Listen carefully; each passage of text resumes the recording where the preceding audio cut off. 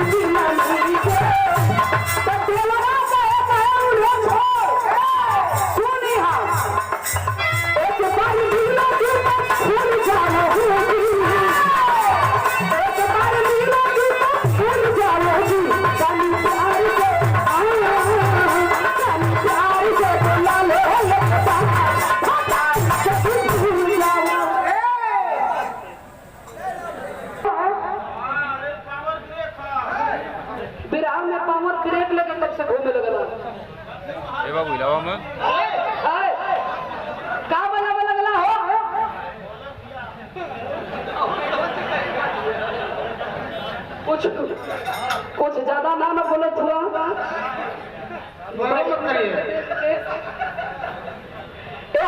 का इशारा कहीं और है। दूसरी बार भी गंगा चैनल में बिरहा अलग रहल, कहा रोमांटिक गीत रहल, थोड़ा बहुत डांस वांस हम कैले रही। कैसे कैले रहलू?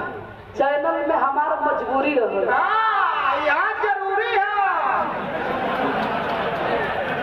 यहाँ जरूरी है, जरूरी तो ना लगे तो सब ठीक ठाक है। अरे भैया सब मुंह बाके ताकत है वही खाती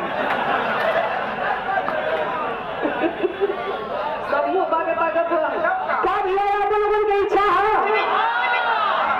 अच्छा विजयलाल जी और इच्छा का करो का? अच्छा थोड़ा सा दिखा देती